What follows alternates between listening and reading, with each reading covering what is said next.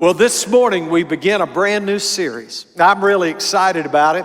For those of you who were not here last week, if you look down front, you see these amazing Bibles that are called the Jesus Bible.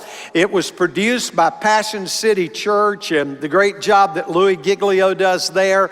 And what's exciting is that when I mentioned in a service, we wanted to be able to give Bibles to people who might not have a Bible, or maybe they don't have a study Bible, right?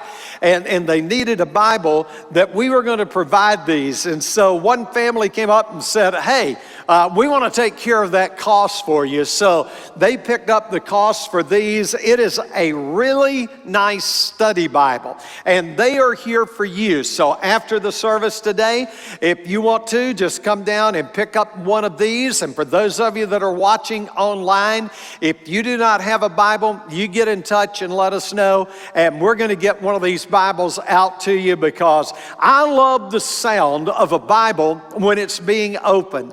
And if you grew up in church or around church, you probably remember that rustling sound that would go on. And of course, now you have a preacher that uses an iPad. That's where I keep my Bible, is on my iPad and all of my notes. Not because I want you to know that I'm with it, you know, and I understand the electronic side of our world. This has got the biggest font you've ever seen right there. And so it helps my eyes when I'm trying to pick up my notes and to be able to share with you. But we want you to be able to have these Bibles. So after the service, I want you to feel free to come by and pick up one of these. It is there for you. So today, as we begin this new series in Ecclesiastes, if you were to ask me, just kind of sum it up, you know, the elevator speech. What is Ecclesiastes really all about? Well, it's one of 66 books in the Bible, but it has this really one unusual feature, and I'm going to describe it in a couple of ways. Number one, did you know that Ecclesiastes is the favorite book in the Bible among atheists? Atheists love the book of Ecclesiastes, and let me tell you why. Because it is more of a philosophical book, and when you read the book, it is negative. It has a lot of pessimism that's in it when you begin to read the book of Ecclesiastes. And you say, well, then why in the world is it there? Why would God give us a book like that? You know why? To be able to ask the questions in the book of Ecclesiastes that the rest of the Bible answers. So that one book asks all of these questions. The other 65 books of your Bible help to be able to answer the questions that are found in this very philosophical book. And so when I was studying to be able to do this series originally, probably, I don't know, it had to have at least been 20-something years ago, I found a book by a man named Peter Kreeft. And Peter Kreeft was the head of the philosophy department at Boston College. And when I read his book, it was just fascinating. And for those of you who like to read on a deeper level, and maybe you're really philosophically oriented in your life, I would really recommend his book. It's called The Three Philosophies of Life. The Three Philosophies of Life. And let me just share some of what he shares in that book. And in this first message, you're going to be hearing so much of Peter Kreeft. So again, if you like to read and you want to be able to read at a different level, I want you to get his book. His last name is spelled Kreeft. So Peter Kreeft, who wrote that marvelous book, The Three Philosophies of Life. So here's what he says. That all of his life, well, really since he was the age of 15, that he was a philosopher. And he said the three most profound books of philosophy that he's ever read are Ecclesiastes, the book of Job, and the Song of Solomon, or some call it the Song of Songs. And he points out that he believes that there's a special power that's there within those three books. And he concludes and says that when you read those three books, you find this out, that only God is forever young and only the book that he inspired never grows old. Isn't that a beautiful way to be able to say things? That God is forever young. God has no time limit. He doesn't have an expiration on him. Time is absolutely the same to him. There is no yesterday to God. There's only the present. There is no future to God. He's already there. That's what makes him unique in the attributes that he has. And the book that he inspired, the Bible, well, that Bible never grows old. And so Kraft says there are basically three philosophies in life. And this is what we're going to be looking at throughout the book of Ecclesiastes. He says that life can sometimes be seen as vanity. And that's what we're going to talk about today. Now, what does the word vanity mean? Because, you know, sometimes we think about vanity and we think, well, vanity refers to the fact that someone thinks too much of themselves, that they are a person that is vain. I remember hearing the story about a young lady years ago, and she had said to Mark Twain, she said, "Can you help me with an issue I have in my life?" He said, "Well, I'll be glad to try." And she said, "I feel that I am too vain. I feel that I have too much vanity." And he said, "Why do you feel that way?" She said, "Because every time I look in the mirror, I realize how beautiful I am." And Mark Twain took a good look and said, "Oh, ma'am," he said, that's not vanity at all. You thinking you're that beautiful. That's just simply called a mistake." And so sometimes when we think of vanity, we think of it in those kinds of terminologies, but within this book of philosophy, vanity is looked at as a sense of purposelessness in your life, a futility of going, why am I here? Why am I going through this life? Why am I doing the things that I'm doing in this life? And is there any sense of purpose to my life? Is there really any meaning to what I'm doing? So when he says there's three different stages here, three philosophies of life, you've got Ecclesiastes as vanity. You know that it's just smoke and mirrors. I was going to call it a smoke show, and then I found out that a smoke show is a really beautiful young woman, so I won't use smoke show today, but it is smoke and mirrors. That you look at life and you just wonder what's real and what's not real. And then you can look at life as suffering. That's the book of Job. That's what Job is known for. It's known for suffering in life. And then you can look at life as love. That's what you find in the Song of Solomon. And the reason he says that these three books, and they're called books of wisdom in the Bible. If you begin to characterize the different books, they're the historical books, they're the wisdom books in the Bible, and this falls under wisdom. And he says the reason these are the three possibilities in life is because they represent the three conditions of mankind. And he would say them like this, that Ecclesiastes and vanity represents hell. The hell of not knowing why you're here on this earth, the hell of thinking that you could come here and live and that you would have no sense of purpose. And let me tell you how strong that is today. It is very strong. Do you know that the fastest growing age group in this country when it comes to suicide are senior adults? Because, you know, in this story, Solomon is toward the end of his life. And Solomon is looking back, and Solomon is not happy with the way that he's invested his life. And let me tell you why that makes that so difficult. Because Solomon, according to Scripture, was the wisest man that ever lived. And you say, well, if he was the wisest man that ever lived, how in the world did he miss this?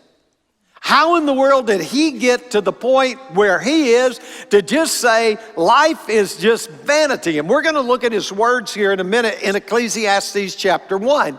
But he keeps using that word over and over again. And he talks about the futility of this life, the utter frustration of this life, of not understanding why things work out the way that they work out. And so he says, in a way, this whole book is about the battle for faith. Because when you read in the book, he doesn't say that God doesn't exist.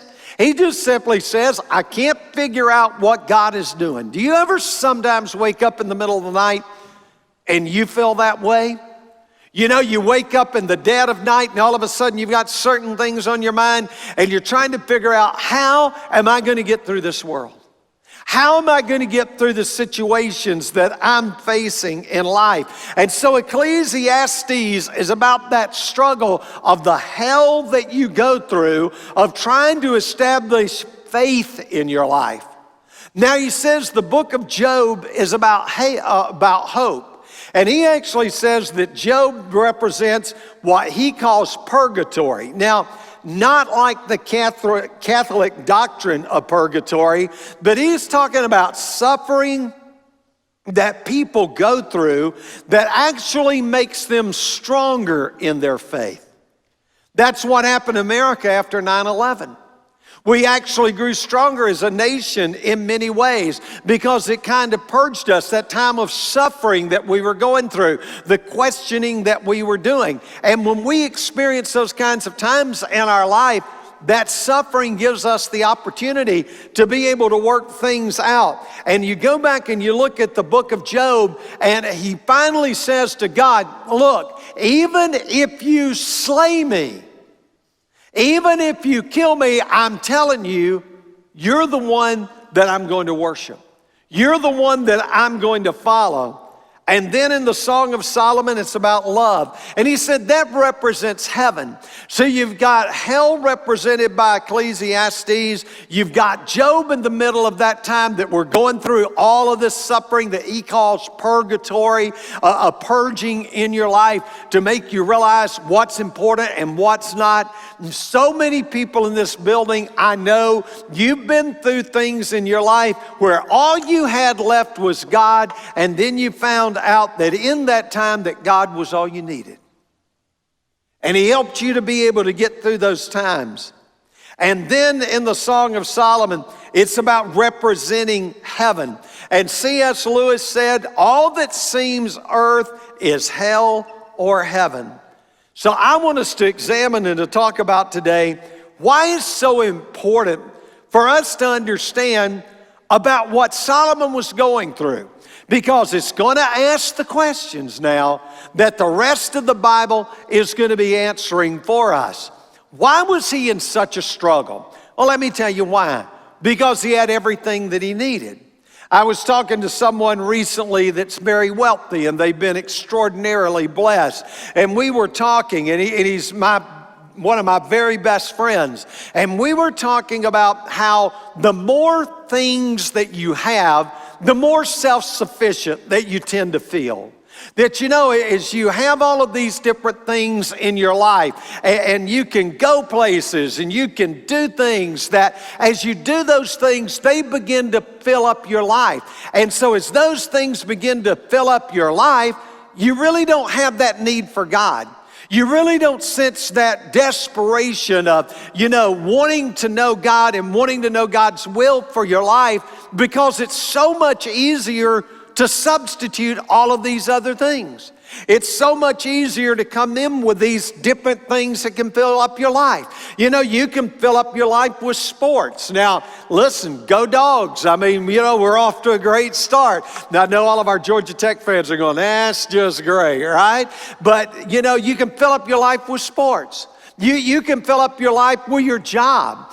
You can fill up your life with golf. You can fill up your life with all of these other pursuits that you have where, you're still active and involved, whether it's tennis, whether it's golf, whether it's any number of things. You can fill up your life by having multiple houses so that you can go to different places and do different things.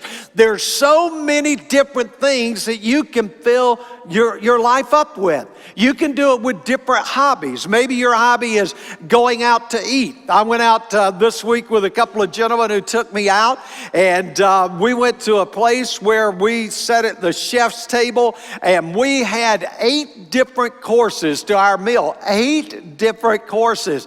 It was heaven on earth. we had 2 desserts. That's my kind of place right there. I don't think I've ever sat at the chef's table before. Now, I've been at the drive-thru at the Varsity quite a few times, I could tell you about. But we sat there and we had all of this food, and these 2 guys were experts on the food. I mean, they were actually the people that they have the chemical company that they work with, and all of these chemicals that chefs use, they help to provide through their company that's been around for like 150 years. It was fascinating to hear them talk about food. I mean, it was absolutely incredible. You know, there's other people, you know, wine is their thing. And so, man, they'll tell you they'll go to all the different wine tastings and the wine pairings with food and all of those kinds of things. You see people that have a hobby like that. There are people that are cigar aficionados, and they like to be able to go and to smoke their cigars. Have you ever thought about how we fill up our life with all of these different esoteric things that we can pull in and that we can bring to our life, but yet how so many times it's never quite enough? And you know, the pandemic really kind of amplified it. What happens in a crisis is that what already was there gets amplified. It just gets ramped up. So in the city of Atlanta last year, domestic violence was up 60%. Suicides among teenagers was up drastically during the year of COVID, because all of a sudden their relationships and their friendships that they have, those things were taken away from them. And there were so many young people that were giving up. And as I told you, senior adults, you know, taking their lives. And then last year during COVID, we went from the year before having 60,000 opiate deaths to 93,000 opiate deaths. Trying to fill it up. Blaise Pascal said there is a vacuum, a God-sized vacuum in the life of every person. And if you do not know God, then you're going to try to fill that vacuum up with something. You're going to look for something that you can try to fill your life up with.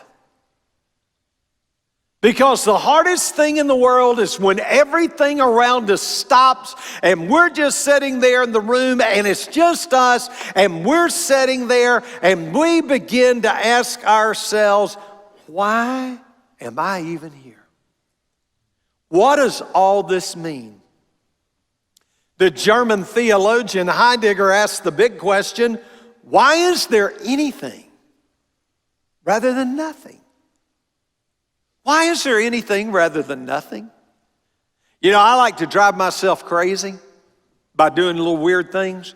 And one of the weird things I like to do is I try to gain more knowledge. I know that sounds oxymoron, right? But one of the things I like to read about is space. Because, you know, we try to, you know, be so smart all the time, and we try to go, well, you know, I'm too sophisticated to believe in, like, the Bible. You know, I'm too sophisticated. And you know, the more educated you are, the less you're going to believe stuff like that. Right. So I was reading about space. I was reading about our star, the sun, and how close it is to us, and how far away it is to the next star. Do you realize how far away it is? And here's what scientists can't understand. They say that everything is fixed.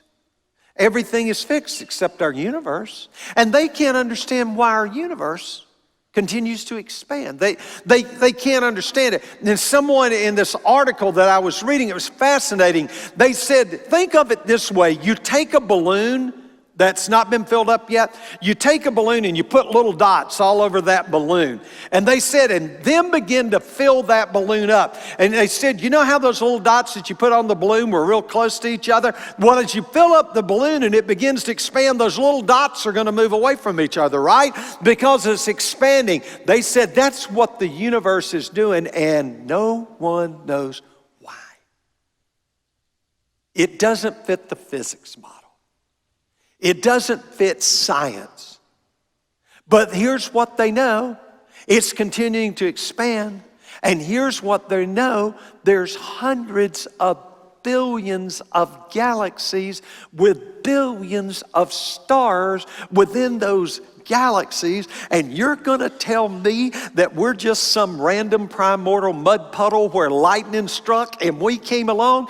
Good Lord, it takes more faith to be an atheist than it does to be a Christian. That's crazy. Look at this world. Look at the way it's come together. Now, I know you've heard the ontological argument before about, that you're walking down the street and all of a sudden you find a beautiful Submariner Rolex watch lying there on the street and you pick it up and you go, wow, look at the way this thing evolved.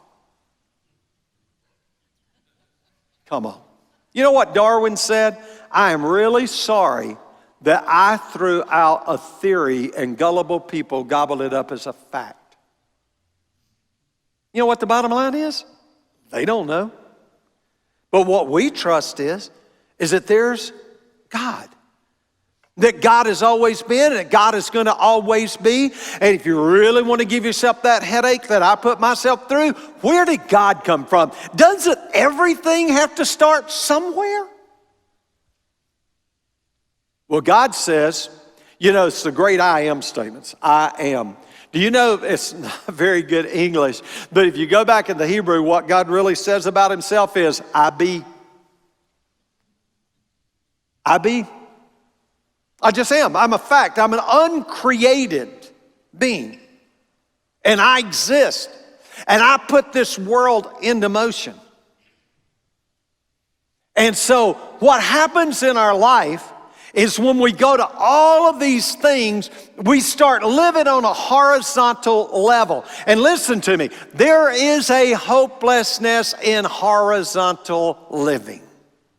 When you cut the vertical and there's no God, you get Solomon. And you get the book of Ecclesiastes. Now I want you to listen to what he has to say here about life. These are the words of the preacher, it begins, and the words of the preacher. In the Hebrew, a term would be used called the Kohalith. The Kohalith. The Kohalith is a person who has authority, and he's called a group of people together, and he says, now then, I'm going to dispense some wisdom on you. I'm gonna share some things with you. Some of us think of our mothers when we think of the Kohalith in our life, right? You ever have your mom dispense some wisdom on you? So here's the preacher. Now, there's controversy about, who really wrote it? Who really wrote it? Well, if you read this part, he says that he's the son of David. That he's the son of David. Now, Solomon was the son of David. And if you want to see God's grace at work, do you ever wonder, does God really forgive me for some of the things that I've done in my life? I mean, would God truly forgive me? Will God truly use me again? And then you get somebody like Solomon. You know who Solomon's mother was? Bathsheba. So Solomon is the son of Bathsheba and David. Bathsheba and David didn't start out so well. It's all David's fault. He was the king. He was the person in position and power. And Bathsheba became pregnant by David. And Bathsheba had a husband. And David left him to be killed. In the heat of battle, breaks your heart. Because David was a man after God's own heart. But you realize God's man after God's own heart can make some horrible, horrible choices in life. Horrible choices. David made a bad choice. Bathsheba became pregnant. And that child died. David went on and made Bathsheba his wife, but that child died. Solomon is the product of David and Bathsheba. And Solomon is given this remarkable responsibility. See, David, he always wanted to be able to build the temple. I want to be able to build a temple for God. And God said, wow, David, he said, I know your heart, and your heart is right. But you know what, David? You've been a man of bloodshed. And I don't think he was talking about war. You say, well, doesn't God forgive us when we sin? Yeah, God forgives us, but never equate this. Never think that being forgiven for your sin means that the consequences are somehow erased. Consequences are built in. I've always quoted Robert Louis Stevenson. He said, sooner or later, we all sit down to a banquet of consequences. Whether they are good consequences, we made the right choices, we've done the right things, then you have that banquet of consequences. Don't think of consequences as just negative. Think of consequences as the outputs if you're a business person. And so you've got this story, and you've got David, and God says, David, you're not going to get to build the temple. But he says, I'll allow your son Solomon. Is that not a picture of God's grace? So when you wonder, I've made some mistakes. I've done some horrible things. I've, maybe messed up with my own family and doing some things. Will God ever use me again? And the answer is yes, God will use you. And God will also use your children. So Solomon asked God for one thing. He said, I want to be wise, but now here's where you have to pay close attention. He said, I want wisdom to know how to lead a nation. He was very specific in what he wanted. I want to know how to lead a nation. And so God gifted him to be able to lead a nation. But Solomon, with all of his success, forgets about God. And he starts going through this hopelessness of horizontal living. So here he is, the words of the preacher, the son of David, and this should seal the deal, I'm the king in Jerusalem. I'm the king of Jerusalem. Vanity of vanities, says the preacher. Vanity of vanities, he repeats it. All is vanity. You know what he's saying? It's nothing. And he's saying life is nothing. Now listen to me. It doesn't mean he's right here. He's giving his opinion. He is a frustrated older man going, I'm really ticked off at the way things have turned out. Grumpy old men, right? Well, he's grumpy. What advantage does a man have in all of his work that he does under the sun? He's going to use this term, under the sun, repeatedly throughout the book of Ecclesiastes. He's going to keep saying, under the sun, under the sun, under the sun, meaning in all of life, in all of life. He says, so you go out and you do all of this work. I used to fly a lot. I have like 2.5 million miles that I've flown on just Delta Airlines. And so I'd be on an airplane. I would either come in and someone would be sitting there and I'd sit down beside them, or I would be sitting and someone would come in, and I guarantee you within the first minute of sitting there, someone would say to the other, so what do you do for a living? Because that's how we identified ourselves, right?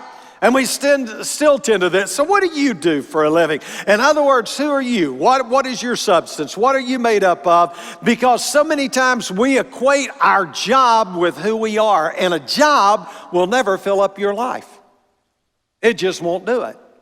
But that's the way we would equate things. And so when I would look at someone and say, well, I'm a preacher, a lot of times they would get up and move to another part of the plane, which just gave me more room, and I'd take their snacks. Everything works out to the good for those that love God, right?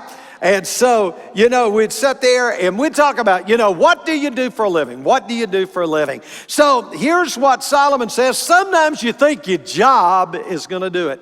He's the CEO, man. He's the king. He's the top dog. He's calling the shots. He's the man. And sometimes we think, man, wouldn't it be good to be Elon Musk? Wow. And be right up at the top. Or how about Jeff Bezos, man, and Amazon? Or how about Steve Jobs and what he did in creating Apple? And then when you talk to a lot of these people, they're at a point where they're trying to figure out, what in the world will I do? You ever want to read a fascinating book? Read a book called Titan. It's the story of John D. Rockefeller. He became richer than any of the guys in comparison today. He was richer than they were in the dollars of the day. He got to the point, he was 40 years old, and he literally lost all of the hair in his entire body, because he was so stressed out over being so rich. And you're sitting there going, oh, for that problem. But he had thousands of people counting on him. Every decision that he made impacted so many people. And at the age of 40, he said, I've had it. I'm retiring at the age of 40. I'm going to spend the rest of my life giving away my money. And he did that, except the problem was he didn't give away the rest of his money, because he continued to make money. And he was worth more at the end of his life than he was at the beginning of his life. But he did incredible things. He founded hospitals. He did a lot of work, gave a lot of the money that helped eradicate the guinea worm. I mean, there were just things. He established University of Chicago School of Theology. I mean, it was amazing what all he did. But you know what? He was so wealthy that he was going, this is driving me crazy. His work was sapping his life. Think about where we are today. You know what psychologist says we're going through today? The Great Resignation. How many of y'all have heard the term the Great Resignation, right? I mean, that's what when everything is said and done and we've moved through COVID, one of the things that they're going to come back to on a sociological platform, which is a studying society, is going to be this great resignation that has taken place. People are not going back to their jobs because they're going, I realize now how wrapped up I got in that job. I was on that treadmill. I was in the rat race. You remember the term rat race? I mean, even if you win the race, you're still a rat. It's not a good place to be. And it has a toll. You've heard me share this before, but it's still so fascinating to me because I work with a lot of companies and I share these stats with them. Gallup has been doing a study for 27 years. And in that study that Gallup does, they basically interview about 1 million people a year, and they come down to this one key question: are you engaged in your job? You know what I mean by engaged. Are you passionate about your job? Do you really like your job? Is your job a fulfilling job? And here's what the statistics show. 27 million people, and it comes down to this basically every year. 55% of people go, I am not engaged in my job. 55%. Nope. But you know what they're doing? They're exchanging the one non-recyclable thing they have in their life called time. And time is what life is made of. And they're exchanging their time for a paycheck, and they're saying, I don't like the job that I'm in. I have no degree of passion for what I'm doing. 16% of people say, not only am I not engaged in my job, I am actively disengaged in my job. Have any of you ever had the joy of working with a disengaged coworker? Isn't that such a blessing? Students, that would be like you got a study group and one person totally just throws it on you to do all of their work, right? So if you put together 16% of people say I'm actively disengaged and 55% say, well, I'm passively disengaged, then you've got a 71% disconnect rate. You say, well, big deal. What difference does that make? Well, billions of dollars of lost productivity. And you still say, well, big deal. What does that mean? Here's what it means. Did you know the number one time for an incident of heart attacks in America is between 5 and 7 a.m. on Monday mornings? Look it up. Fact check. Spike in heart attack activity. As people are getting ready to go start another week of work, which they hate being there, they don't want to be there, and that's why COVID has initiated the Great Resignation. Not going to go back to that. COVID has made people realize how vulnerable they are. People are going, I just don't want to do that. Do you know the number one time for an incident of suicide attempts and suicides in America? Sunday night. You got suicides on Sunday night. You got heart attacks on Monday morning. I can remember sharing the stat about heart attacks on Monday morning, and I was speaking to a group on a Monday morning in Orlando, and I told them about that 5 to 7 a.m., and I just rhetorically said, now what does that tell you? And a guy in the back yelled out, sleep late on Mondays. Let that danger zone get past, right? Listen. People are miserable. Solomon was miserable. Everything's just vanity. I mean, I do all of this work. Then he says in verse 4, a generation comes and a generation goes.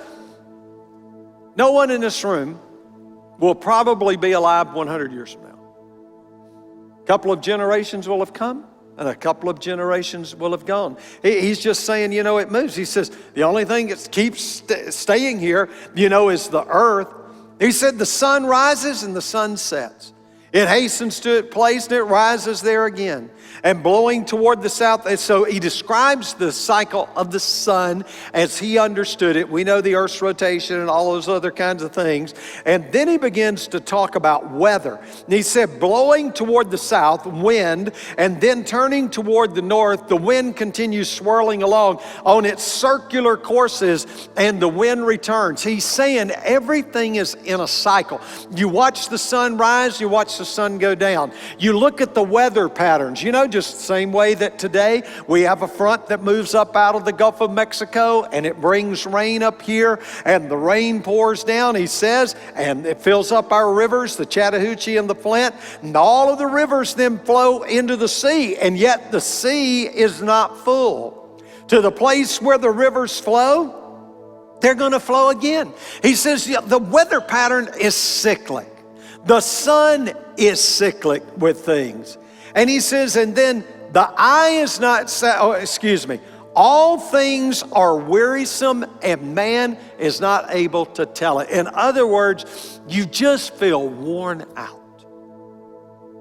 Mark Twain said, two most important days in anyone's life is the day that they were born and the day they find out why. Why am I here on this earth? The eye's not satisfied with seeing. The ear's filled, nor is the ear filled with hearing. When I was a kid in the mountains of North Carolina, we didn't have a TV because there was no signal in the gorge where we lived. We came to downtown Atlanta. I was so thrilled. Man, was I entertained. There were 3 channels in those days. 3 channels. Now, we have hundreds of channels with satellite. And here's why people say, ain't nothing on TV worth watching. The eye's not satisfied with what it's seen. The ear, nor is the ear filled with hearing. Think of all the podcasts today that we're listening to try to gain an edge. That which has been is that which will be, and that which is done is that which will be done. So there's nothing new under the sun. Is there anything for which one might say, now see this, it's new? You know what I first thought about? What about a computer, Solomon? And then I thought, well, duh, that's what my brain is. A computer is just an enhanced version of our brain. A computer is no smarter than the information that we put into it. It's what you program. You program garbage in, you're going to get garbage out. He just says there's nothing new. It's already existed for ages which were before us. There is no remembrance of early things and the latter things which will occur. There will be no remembrance among those who come later still. It's futility. It's futility. Ike, if God's so good, why does he allow bad things to happen to good people? Ike, if your God's so good, Why did he allow my father to contract COVID? I was asked that recently. Ike, if God's so good, why is he not answering my prayers? Ike, if God's so good, why does my dad have Alzheimer's and now he can't even recognize my mother? Ike, if God's so good, if God's so good. This is Solomon. This is Ecclesiastes. Question after question after question. And then you hear his opinion after opinion after opinion. And we're going to see how the rest of the Bible answers this stuff that he's tossing out. It's fascinating. You're going to grow intellectually through this. You're going to grow spiritually through this. So my challenge is, get a Bible and start reading each week. And be prepared to come in here and be open and just say, hey, God, how about speaking to me? All right? Let's pray. Father, thanks for your time and your word today. Lord, I love opening it up and letting you just speak to our hearts and speak to our minds. Perhaps today you've never accepted Jesus into your life and you say, hey, Ike, I'd like to know, how do I become a Christian? How am I saved? Here, it's as simple as starting with, you want to acknowledge that God exists. So in this moment, you could just say right now, God, I believe that you are there. I believe that there is a God. Now, the Bible says even the devil knows there's a God and he fears and he trembles. But you just say to him, I want you, God, to reveal yourself to me. And I believe that God has revealed himself in the person of Jesus Christ. So what you say is, I want Jesus to come into my life. And just say, I want to be forgiven of my sin. And I want you to make me brand new, Lord. And just say, come into my heart right now. In Jesus' name I pray. Amen.